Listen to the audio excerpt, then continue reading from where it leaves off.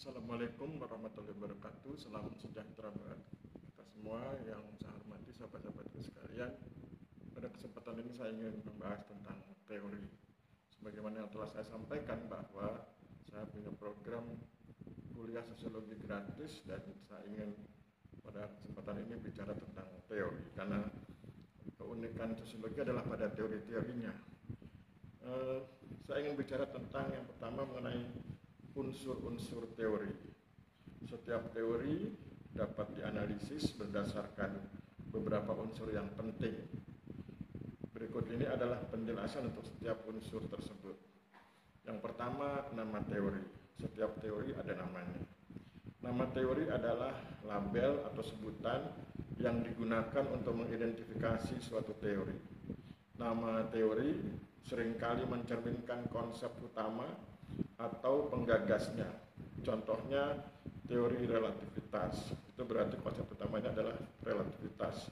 Atau teori hierarki kebutuhan Maslow. Itu teori tentang hierarki kebutuhan yang digagas oleh Maslow. Maka kemudian teorinya disebut sebagai teori hierarki kebutuhan Maslow. Kemudian yang berikut adalah penggagas teori. Penggagas teori adalah individu atau kelompok yang pertama kali merumuskan atau mengemukakan teori tersebut.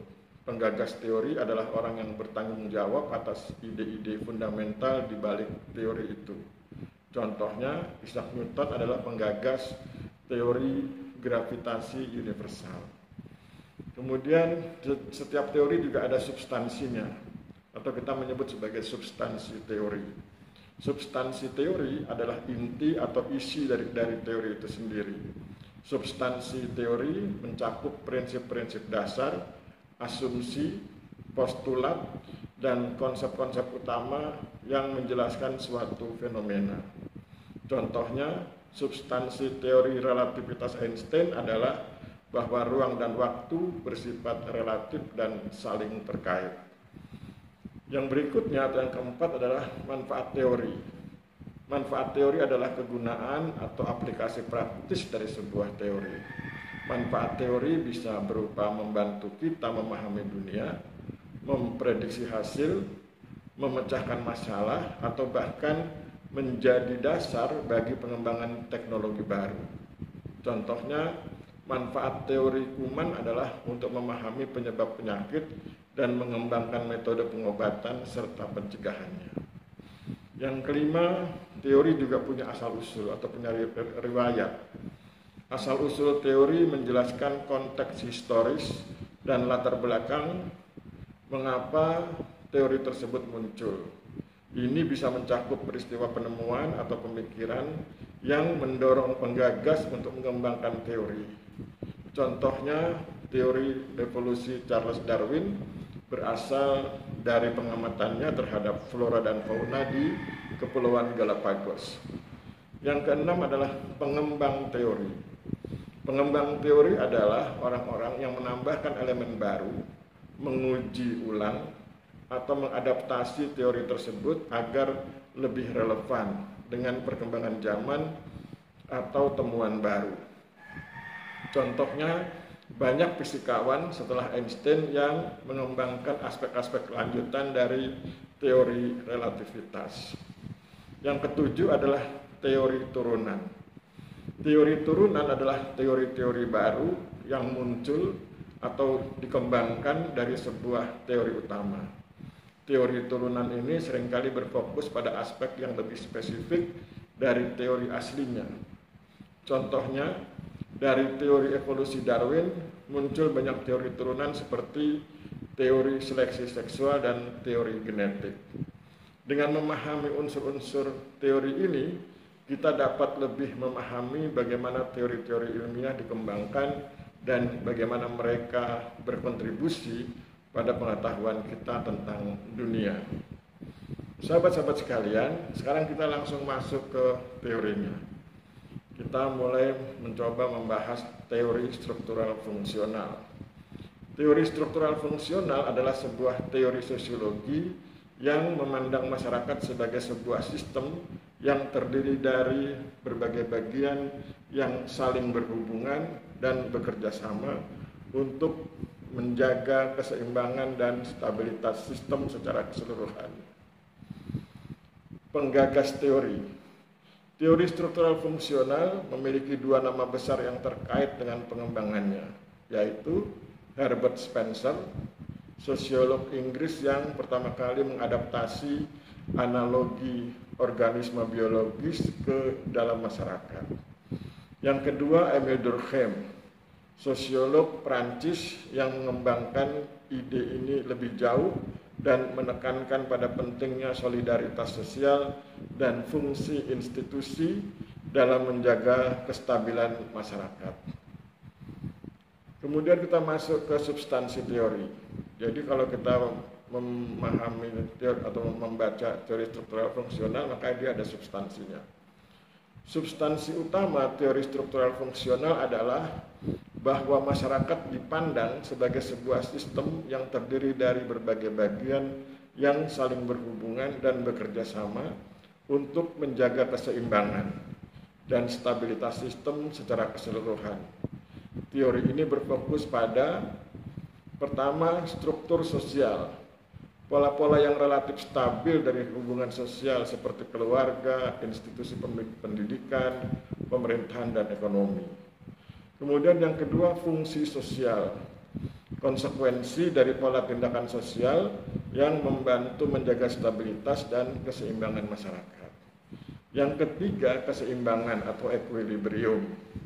Masyarakat cenderung berada dalam keadaan seimbang dan jika terjadi perubahan di salah satu bagian lain akan menyesuaikan diri untuk kembali mencapai keseimbangan. Yang keempat, konsensus nilai. Stabilitas masyarakat dijaga melalui adanya kesepakatan atau konsensus mengenai nilai-nilai dan norma-norma dasar. Sekarang kita masuk ke manfaat teori struktural fungsional. Teori struktural fungsional memberikan kerangka kerja yang kuat untuk menganalisis masyarakat.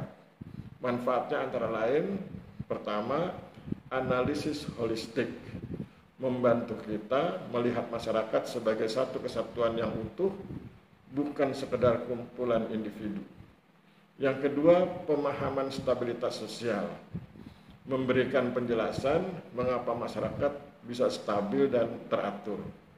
Yang ketiga, identifikasi fungsi sosial. Teori ini membantu mengidentifikasi fungsi-fungsi yang diemban oleh berbagai struktur sosial. Yang keempat, dasar kebijakan sosial. Teori ini dapat digunakan untuk merancang kebijakan sosial yang bertujuan untuk memperkuat institusi-institusi yang dianggap penting untuk stabilitas masyarakat. Teori struktural fungsional juga memiliki asal-usul. Asal-usul teori ini dapat ditelusuri kembali ke abad ke-19 ketika para sosiolog dan antropolog mulai mencari cara untuk memahami masyarakat secara ilmiah. Inspirasi utamanya berasal dari analogi biologis. Kemudian pengembang teori. Teori struktural fungsional dikembangkan secara semacam berbarengan begitu, simultan. Teori ini dikembangkan secara simultan oleh berbagai tokoh seperti yang populer Talcott Parsons, sosiolog yang memperkenalkan konsep agil ya. Nanti kemarin sudah kita bahas sebagai model untuk menganalisis bagaimana setiap sistem sosial harus memenuhi 4 imperatif fungsional ini agar dapat bertahan. Kemudian yang berikut, Robert K. Merton, murid dari Parsons yang melakukan kritik dan perbaikan penting terhadap teori ini, memperkenalkan konsep disfungsi dan membedakan antara fungsi manifest dan fungsi laten. Kemudian turunan teorinya. Teori struktural fungsional menjadi landasan bagi beberapa pendekatan teoritis lainnya, termasuk pertama, neofungsionalisme. Teori ini berusaha untuk memperbarui fungsionalisme struktural dengan mengatasi beberapa kritik yang dilontarkan. Kemudian ada lagi teori sistem sosial. Teori ini melihat masyarakat sebagai sistem yang beroperasi secara otonom dan bukan hanya sebagai satu kesatuan yang terintegrasi. Kemudian yang ketiga, fungsionalisme kultural. Pendekatan ini berfokus pada peran budaya, norma, dan nilai dalam menjaga kestabilan dan kohesi sosial. Itulah teori struktural fungsional. Sekarang kita masuk ke teori berikutnya, yaitu teori konflik.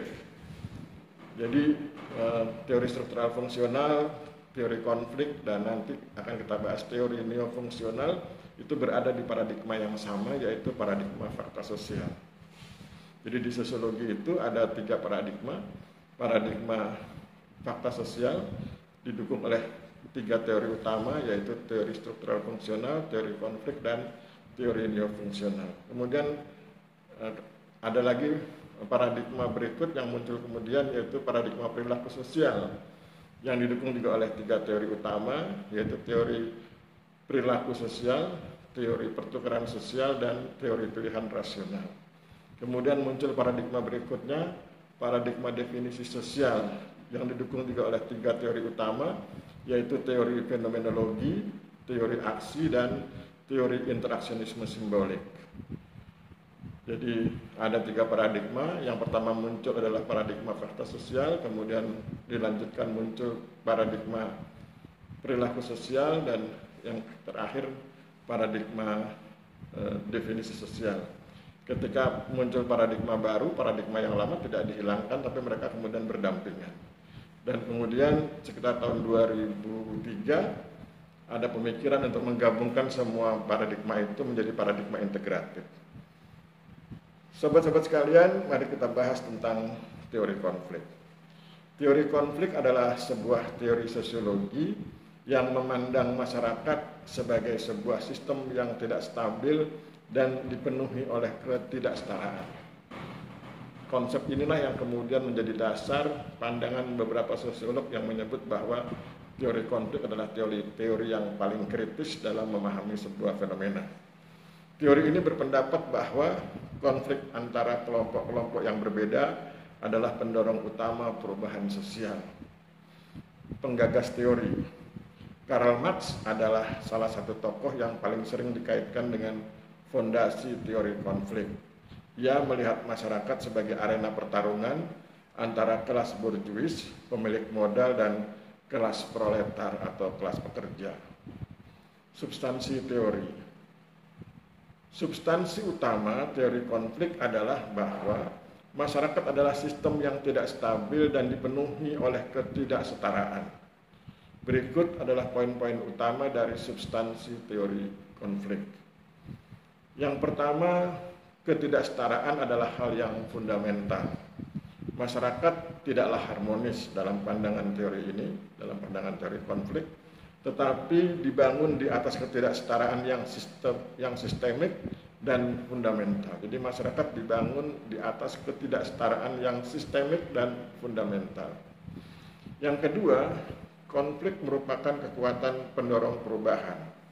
Konflik adalah mekanisme utama yang mendorong perubahan sosial. Yang ketiga, struktur sosial melanggengkan ketidaksetaraan. Institusi sosial seperti hukum, pendidikan, dan agama berfungsi untuk menjaga status quo dan melanggengkan kekuasaan kelompok elit. Yang keempat, sumber daya yang langka. Kelompok-kelompok dalam masyarakat terus-menerus bersaing untuk mendapatkan kendali atas sumber daya yang terbatas. Manfaat teori konflik memberikan lensa kritis untuk menganalisis masyarakat. Manfaat utamanya adalah pertama, mengungkap ketidakadilan. Teori ini membantu kita melihat dan menganalisis bagaimana ketidakadilan sosial, ekonomi, dan politik terjadi dalam masyarakat. Yang kedua, teori ini membantu kita memahami perubahan sosial. Teori ini membantu menjelaskan mengapa revolusi, gerakan hak sipil, atau reformasi kebijakan bisa terjadi. Yang ketiga, analisis kekuasaan. Teori ini sangat berguna untuk menganalisis dinamika kekuasaan dan bagaimana kelompok yang kuat dapat mendominasi kelompok yang lebih lemah.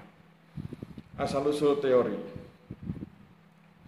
Akar teori konflik modern berasal dari tulisan Karl Marx dan Friedrich Engels pada abad ke-19.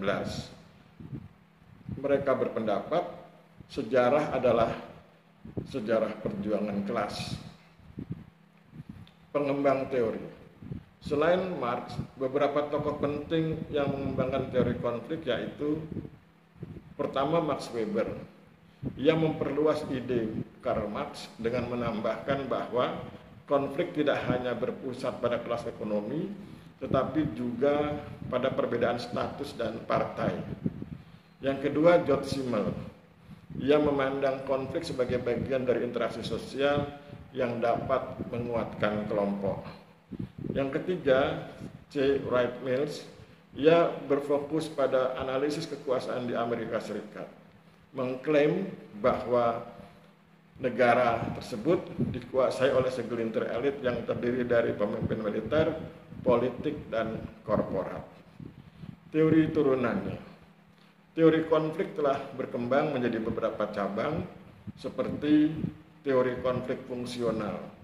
Teori ini melihat konflik tidak selalu merusak, tetapi bisa memiliki fungsi positif. Yang kedua, teori konflik kritis. Teori ini menganalisis bagaimana ideologi dan budaya dapat digunakan untuk mengendalikan masyarakat.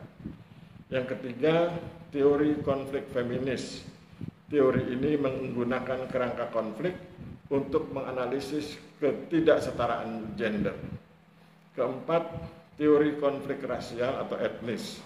Teori ini berfokus pada konflik yang timbul dari ketidaksetaraan ras dan etnis dalam masyarakat. Demikianlah sahabat-sahabat sekalian penjelasan saya tentang teori konflik dan teori struktural fungsional serta bagaimana cara kita memahami teori sebagaimana yang saya sampaikan di awal. Saya pikir demikian, kita akhiri. Mohon maaf bila terjadi kesalahan. Wabillahi taufiq wal hidayah. Wassalamualaikum warahmatullahi wabarakatuh.